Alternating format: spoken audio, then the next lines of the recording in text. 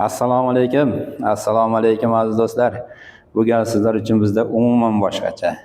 Yangi tug'ilgan chaqaloqlar, ya'ni yangi tug'ilgan chaqaloqlardan 18 oygacha bo'lgan chaqaloqlarimiz uchun bizda mana bunaqa bodichalarimiz bor. Komplekt bodichalar, bular ham kilosi 50 mingdan.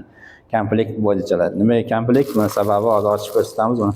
86 santimetrlik bo'yiga, uzunligiga, razmeriga qarab turib hal qilinadi. Bu komplekt bodichalarimiz narxi kilosi 50 ming.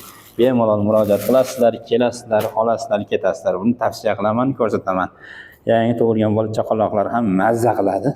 100% paxtadan. Buni qarang, yengi kaltasi.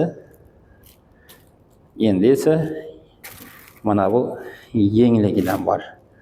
Mana yengligidan bor. Kiydirib qo'yasizlar, mazza qilishadi. Narxi kilosi 50 mingdan. Bu nechidir donasi 1 kilo chiqadi aniq bilmayman, lekin sizga juda ham foydasi bor. Mana shu komplektimiz tushishi bir 20-15 ga 10 mingdanga sizlarga tushadi-da, 10 ming 15 minglardan tushadi kiloga olsangizlar. Narxiga olaman desangizlar agar donasi 30 mingdan sotiladi bu. Lekin sizlarga kilosini olib ketganingizlar juda ham ma'qul.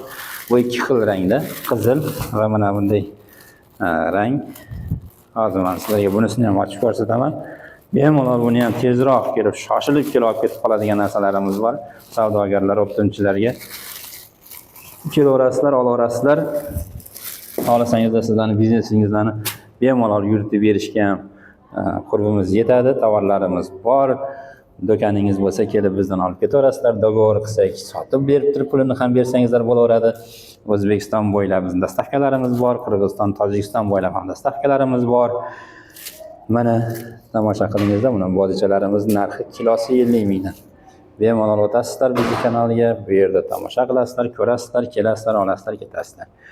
Juda ham chiroyli yangi tug'ilgan chaqaloqchalarimiz uchun bu kilosi 50 mingdan.